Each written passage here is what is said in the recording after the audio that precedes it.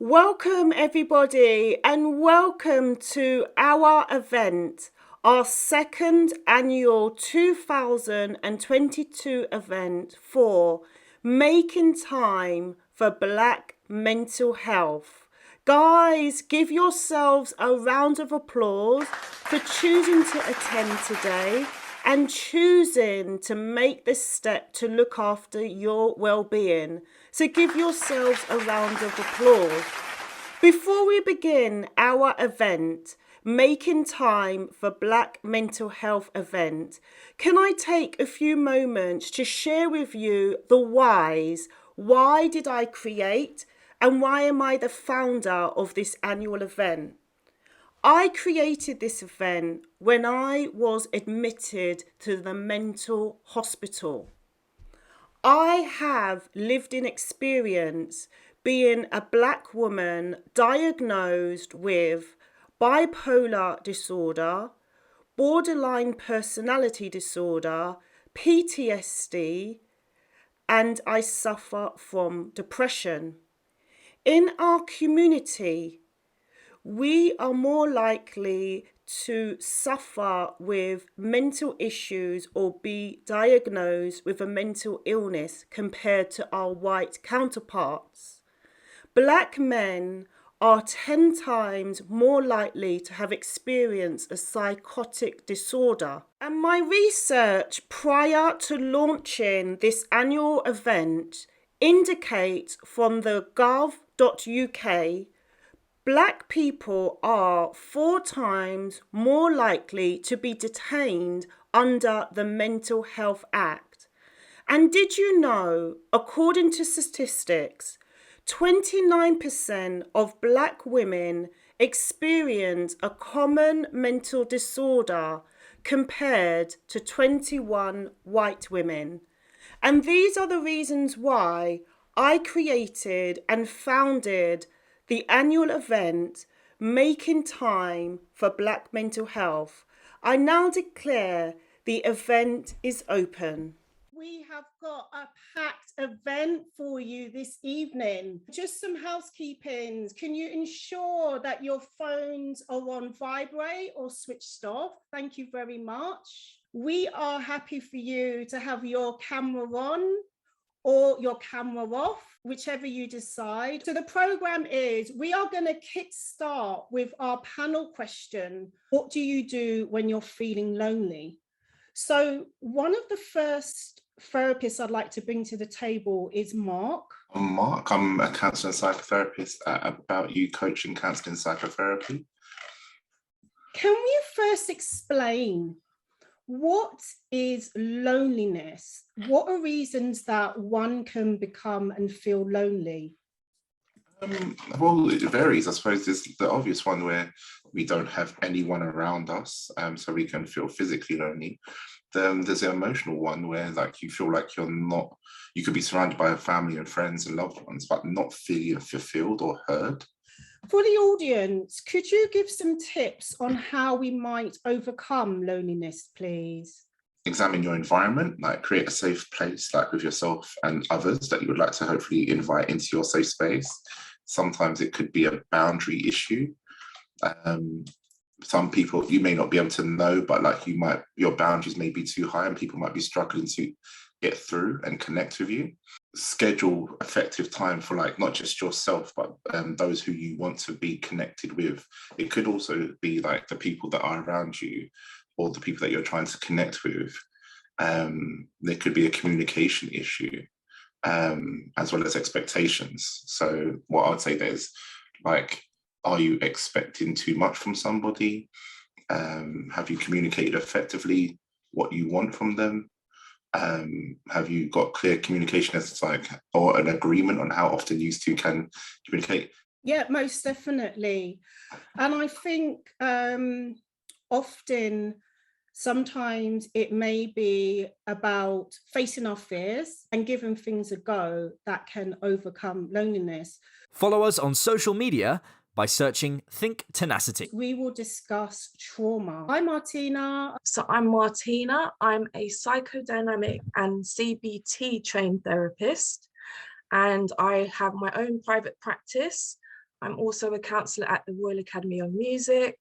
I'm also a senior therapist at a charity called Black Minds Matter, which is specifically for people who want Black therapists. I'm also a mentor at the Black African Asian Therapy Network for students who are on psychotherapeutic courses and are of colour. And I just do a lot of community work. I'm very passionate, particularly about intergenerational trauma and how that affects us. Could you break down or define what is trauma, please? Okay, so trauma is the way that we live our lives and respond to an incident or ongoing incidences in our life. So people usually think trauma is something that's happened to us, but it's not, it's the after effects. So if we apply that to us as a people, as Black people, our biggest trauma is racial trauma, because we have to deal with that on a regular basis. And for those who do not know what racial trauma is, it's the trauma associated with your race. So I know for myself personally, there's not a week that doesn't go by when I'm not reminded of my race.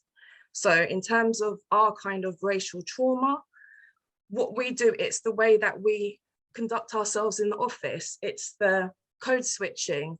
It's the thinking about, is our passion going to be misinterpreted as aggression? Is it, shall we have our hair curly, or do we need to do it straight because we need to worry about, you know, how we are perceived as Black people? And that's been rooted in experiences that we've had, discrimination and pain that we've suffered. So that's an example of what trauma is. It's how we respond physically, emotionally to what has happened to us. And it can be ongoing, or it can be a one-off incident. Could you define for the audience what is PTSD and what's the difference of PTSD and trauma? Thank you. Okay, well, they're both types of trauma, but PTSD is specific to an incident.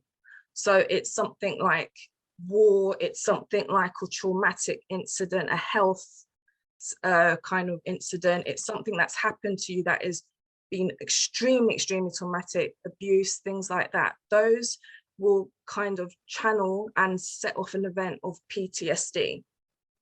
Okay, and trauma again is kind of interchangeable, because PTSD is trauma, but PTSD is a bit more severe in terms of the longer term effects and the actual incident that has occurred. A question came in from an anonymous Eventbrite delegate. How do we go about setting boundaries, healthy boundaries, regards race issues within the workplace, please? Okay, I would say definitely make sure that you're not in a position that you have to be the spokesperson for Black people, because I think that happens a lot with us in terms of, if we are in a predominantly white space, there is an expectation that, oh, Martina's Black, so she'll be able to speak on the Black experience. No, that's not true. We are a people, but we're all different. So there shouldn't be an expectation that I have to educate you on things like white privilege and things about trauma and history, because you're never going to get it because you've never been in my shoes. So what I kind of do, and I would advise in terms of when you're in those spaces, just speak up and say, I understand that you want to learn more. I actually think it's a great thing that you want to learn more, but I can't actually do that for you. And one book that I always say to a lot of people is, you know, Why I'm No Longer Speaking to White People About Race. Read it, you know, start to look at literature, start to look at things that you can educate yourself with, because the Black-splaining, which is what I call it, having to explain your Blackness, can be very exhausting. And nobody should have to be expected to do that all the time. So what I would say is, if you feel comfortable to join in with conversations and have conversations, have them, but protect yourself. You know, have your boundary of what feels like it's too much or too little. And if you don't want to be part of that conversation, I would just say, just decline it, because you are allowed to do that. Your Blackness doesn't mean that you have to sit there and educate and explain, because that can also be anxiety and traumatic in itself too. And you don't have to go through that. Being the founder of Tenacity Academy, Our vision is to fundraise for access to Black therapists like yourselves. What are your thoughts on, we do want to have access to Black therapists, but can a white therapist still understand us as a Black client? What are your thoughts on that, please? It's a hard one because, again, when we think about psychoanalysis, therapy, it is a white man profession. It's founded by white people. So the actual, the details, that the origins of it, it's very Eurocentric. So in terms of being able to look at things like anxiety and depression, you know, certain personality presentations, most definitely a white person can deal with that. But the nuances, the Black experience on top of it, a white therapist won't get that. A white therapist won't understand things like unconscious bias. A white therapist won't be able to understand sometimes, like some of my clients say to me, Martine, I just want to wrap my hair for the session, you know, and they don't have to explain that. Whereas sometimes I've had clients who've said they've turned up to sessions and just wrapped their hair, and a white therapist would be like, oh, why'd you do that? And that curiosity, and then it then becomes educating the therapist when you just want the space to be able to sit there and not have to do that. So there's also power in visibility and being seen as well. So seeing a therapist that kind of looks like you, kind of gets it, you know, has that kind of, if you see, you know, when you see another Black person in the street, that kind of nod, you get it, you know, you don't have to say anything, it's an unspoken thing. And a white therapist will kind of miss some of that. So it's not necessarily that I don't think that they can't work with Black clients. I just think there's certain things and hurdles that don't have to be jumped over in terms of the Black experience that can get missed. A common question that came in via Eventbrite, an anonymous question. I'm an employee working within the workforce, and I am experiencing struggles with mental illness or symptoms of mental health or becoming mentally unwell. How do I approach my employer and share I am struggling with mental health, please? We have to approach them in the way that the whole policy, the whole workplace encourages it. So it would be nice to think that you'd be treated fairly and not discriminated against. That's what the policies and the laws should protect you against. But I say that if you don't feel like that, one thing that I suggest and advise is to have an advocate. So in terms of approaching your employer, you can actually have access to outside advocates. You can actually have somebody with you to come to meetings. You can have somebody there in case you need that extra support, because you should be able to go to your employer and they should not discriminate against you on that ground. It's illegal. So I would say, I know that the stigma and everything that goes with it, that's the hardest kind of part to deal with, and how you be judged and the fear of that. But what I would say has been quite helpful in my experience is like having that extra mental health support there, and that outside person who is probably independent to that organization, but is in your corner. Statistics show 1 in 4 members of the Black community do not share their mental health. Many of us in our Black community are unaware of what therapy really is. What would you say the benefits are of therapy, and what are the motivations to take those first steps to invest in your well-being for therapy, please? So I think the benefit is definitely having a space that's for you, that you can allow yourself to be vulnerable, you can embrace your softness. I know as a Black woman, you know, I've had to hear, oh, the strong Black woman title. Yes, we are strong, but sometimes we don't want to be. Sometimes we don't want to have to keep holding that. We just want to be in a space and say, do you know what? I don't feel okay. I don't feel okay. I'm going through things. I've got anxieties. Another good book as well that I've got over here is called Soothe Your Nerves. And it's a Black woman's guide to anxiety, overcoming panic. And Dr. Angela Neal Barnett, she talks about how we have just been programmed, kind of like what Mark was saying about survival. We grow up on survival. You know, first of all, this isn't our country. We're brought to this country, so we already have to worry about how we are conducting ourselves, how we're surviving, how we're dealing with racism. So that we already are forward thinking with that, we're already planning, and that in itself is an anxiety. So sometimes we just don't want to have to think about that. So therapy gives you a space to be able to just be vulnerable and not have a friend or a family member who, again, it can be helpful to share, but there can be judgments that come with that. There are biases, you know, there's that competition in dialogue of, okay, well, let me tell you about me, when sometimes you just need to have someone listen to you. So that's what I would say is one of the real benefits of therapy, because I think a lot of us see it as an indulgence when it's actually a right, I believe. What are your thoughts on this question, as it was a common question from the Eventbrite questions?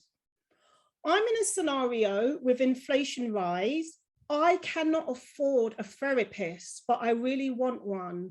The NHS waiting lists are long. What should I do? There's some really good organizations out there. For example, I work for one, Black Minds Matter, and they fund 12 sessions for free. Again, there's going to be a waiting list, but that's something to think about. There's also some therapists that do operate on sliding scales as well. So they are aware of, you know, financial barriers. And I actually know some therapists who have actually pro bono spaces, so you can kind of access it. So what I would say is just kind of have a real look around, because there are services out there. I know that, I think it's Mind in Hackney, I want to say, that also have provisions as well. So there are a lot of different community services out there, but I can't guarantee that they'll be quicker in terms of waiting lists because of the need. If the audience would like to take a session with you of therapy, what's your format? Is it face-to-face, Zoom, or over the telephone? All of the above. I'm working in a blended way at the moment. I'd say the majority of my clients are online, but I do have face-to-face, and I have a couple of telephone clients too. So it's purely on your comfort level. Could you define what is anxiety? Anxiety is, in a nutshell, it's fear of the future. It's fear of the what ifs. Right. Yeah, so it's the what if this happens? What if that happens? Anxiety is a survival mechanism. It's designed to keep us alive. So for example, it stops us from running out in the road because we're not directly getting hit by a car, but there's a chance that we could get hit by a car. So that's where anxiety is good. But what can happen with us is sometimes those threats to our survival can change. So it can be public speaking, it can be going into different situations that feel quite threatening. So what our brain starts to do is it starts to plan in advance for something that hasn't happened yet. So you start to do behaviors in accordance with not going into that what if situation that feels quite scary. What would you say is the symptoms when they become worse that can lead to the mental illness, so becoming an anxiety disorder? It would be the actual length of the anxiety, the length of the symptoms and the occurrence of it. So it's normal to have anxiety in small doses, but if you find it's actually starting to affect your day-to-day living, that's when it becomes an issue. So if it's stopping you, for example, from leaving your house or from entering situations and you want to be in those situations, that's when it's probably an anxiety disorder. You are listening to Think Tenacity podcast. Follow us on Instagram. Search Think Tenacity. Follow us on Facebook. Search Think Tenacity. We are kindly partnered up with BBS, who is the Bereavement and Loss charity for Brent, and they give bereavement support. So may I ask for Michael to come on the Q&A panel? Good evening, everyone. Hi, Michael. Thank you so much for joining. Could you give your job role, please, at BBS? Yeah, I'm a volunteer counsellor with the Brent Bereavement Service. I've been with them for approximately 1 year. and I see clients face to face as well as over the phone. Wonderful. Could you share with the audience at BBS what support and individual support do you give for bereavement, please? Well, the individual support can be, we get referrals from GP surgeries and other organisations, crisis organisations. People are assessed and they're allocated a counsellor, and it can be, they have a choice of face-to-face or phone counselling. It depends on whether they can get to our organisation. We're based in Willesden, High Street Willesden in northwest London. And yeah, the sessions we offer 12 sessions free of charge. We Correct, will add yeah. Paolo's email address, because it's very simple to be part of these individual and group sessions by dropping him an email. I understand you guys have recently launched 3 sessions for Black male mental health. Are they weekly sessions? Yes, they are weekly sessions, and there's online sessions being planned as well as face-to-face in our centre in Willesden. So they would be normally on a Friday around midday. We got people interested, and we was getting the word out to everyone. I was just out last Friday at a conference in Wembley for wellbeing and mental health, and there were people asking about the service as well. So I was just trying to spread the word out there. That's really great. Could you give a tip or two for the audience? How can we overcome bereavement? Because some bereavements can be sudden, or there's a preparation. Could you give a tip or two, please, Michael? I would say that the most important thing is to talk, to reach out to people, not to suffer in silence, and as best as you can to acknowledge what's happened, because bereavement is arguably the most, how can I say, the most significant event someone could ever go through in life. One of the hardest things that people find to talk about, and there is stigma about talking about it, stigma about what to say to people who have been through bereavement. So I think that we've got to, it's natural to actually reach out and talk, to say just what's going on inside, because otherwise things become bottled up. It can turn into depression. You are one of the volunteer counsellors for Black mental health. Yeah. Why would you say it can be common for some of our brothers that might be fearful or not motivated to seek therapy? Because they probably haven't been sufficiently exposed to the benefits of therapy and understanding how it works, and that it is available to them, or even a sense of it being available to them. Because I think that is quite a hurdle, really, that they don't feel it's available for them. They're not welcomed, take advantage of it, less reluctant to take up the service. Then it's a hurdle we have to learn to sort of overcome. And how do we reach out to that community and welcome them and educate them? That's the hurdle, really. And I think as someone who works with the Black community myself, when I'm on the phone trying to encourage people to actually take the plunge and try and have counselling. Yes, take the plunge and try. And when we do take that plunge and try, what would you say is 1 or 2 of the benefits when we do take up therapy? I think it's a bit like opening a tap and letting out the pressure. Like I say, that that there's things really as human beings, when things build up, as humans, we're not meant to just bottle it up. There is a tap, and we have to learn to recognize it's there. And as culturally, we're not really aware of this tap, really, which it basically means, we're humans, we interact, we're designed to interact, to open up, to share, because that is where then the energy flows. Okay, so when we're not acknowledging our ability to communicate, we're closing the tap, we're closing off the energy. Did you know Think Tenacity podcast is proudly sponsored by rareworldremovals.co.uk for all your home and office removal needs.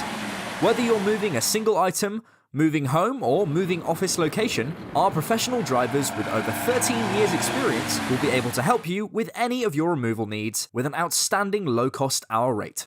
Receive a quote today. Visit rareworldremovals.co.uk. You can follow us on social media, searching Rare World Removals. Follow us on Instagram, search Rare World Removals. Hello, Delroy. How are you? As my parents Jason would say, I'm blown for life. So could you introduce yourself, your job role, and the work that you do, please? Yeah, Delroy Hall, been a psychotherapist for over 30 years, trainer, teacher. I worked as a student counsellor at Sheffield Hallam University for 20 years. Wonderful, wonderful. And you can hear Delroy's accent a bit. He is from Sheffield, and I'm on a quest to making time for Black mental health international. So from London to Sheffield, we are getting there. So Delroy, I'd like to touch and talk about depression. Mm-hmm. If you can give the audience a definition, what is depression? The reason I want to give this definition is some people who may not be educated on mental health think you just can't get out of bed. You just can't shake it. So Delroy, exactly what is depression? It is a very common mood disorder. But for some, so what happens, this kind of low mood disorder persists. They suggest more than 2 weeks. So people have very low moods, things that once excited them doesn't excite them anymore. Really not even cheesed off, but just a low mood, not even fed up, it's kind of lower than that. Physical symptoms can be chronic pain, lethargy. Now, getting out of bed, not getting out of bed can be one of them, but sometimes people can get to work and they can function. They're called functional depressive. So they still don't have much zest for life, but they can function at a particular level.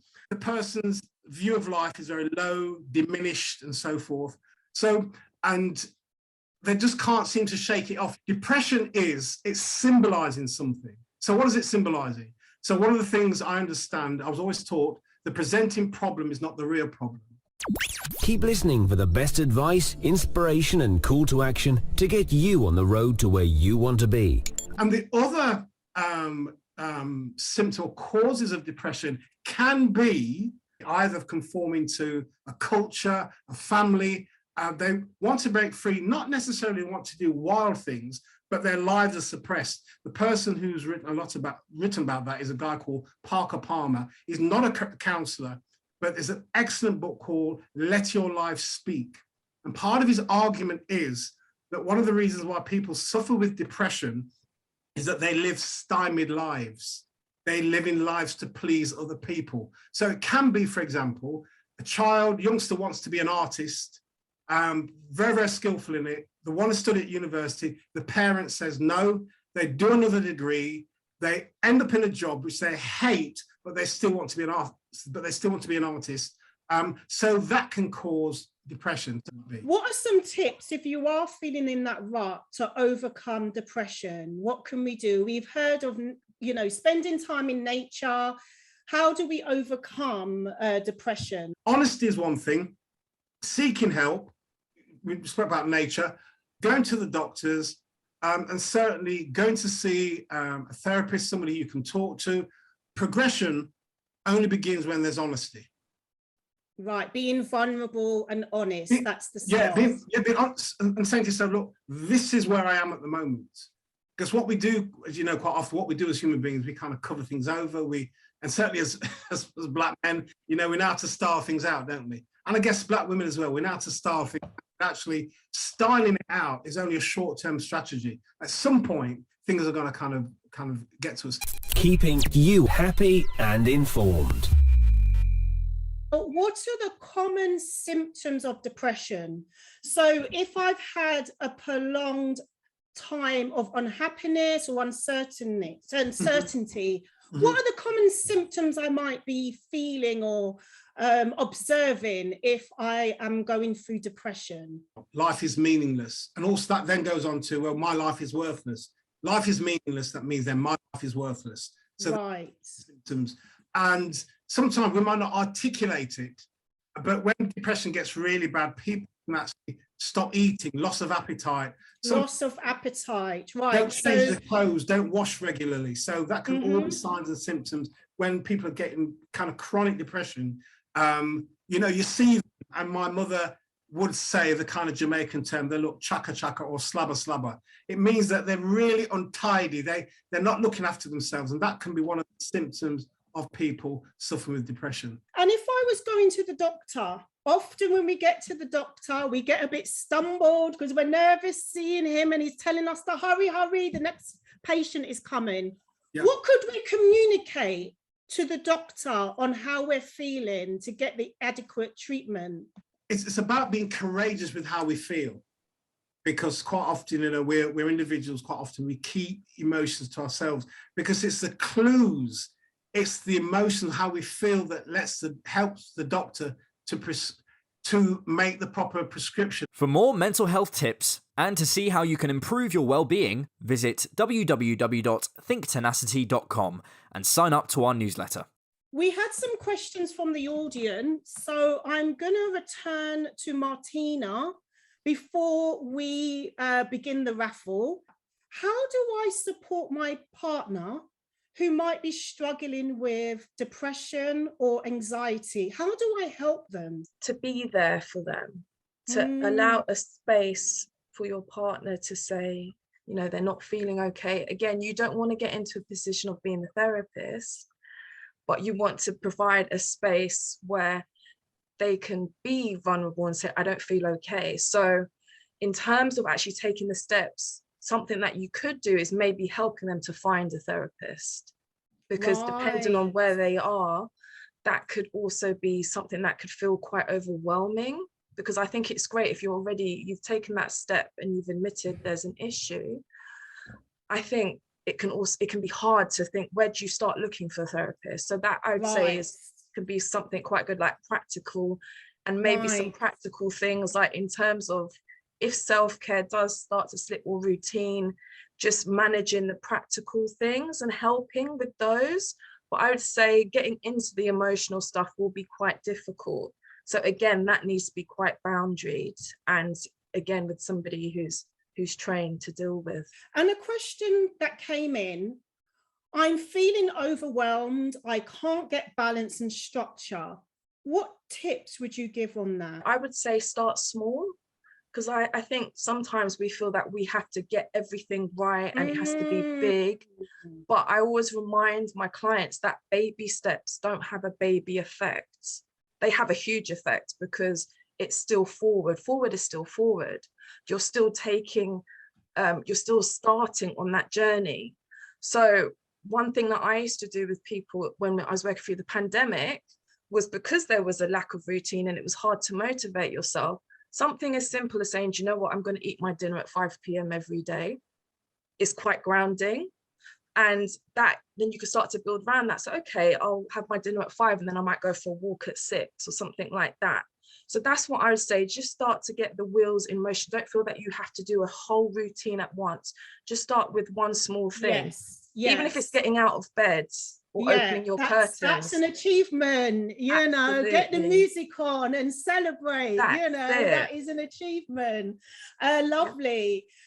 It is a common statistic. People from the Black community are at higher risk of developing mental illness and problems with mental health. What would you say are the common mental disorders around members of the Black community, please? In my experience, it has definitely been depression, anxiety, trauma. Those have kind of been the three main things, and they're usually, from what I've seen, they're comorbid or they're intertwined. A last question that is very common. We make this step to face our mental health issues, and we may be prescribed medication. And medication often has side effects. What's the balance when we don't really want to take the medication or it suppresses our mood, but we really do need to take the medication? Many of us are fearful of medication.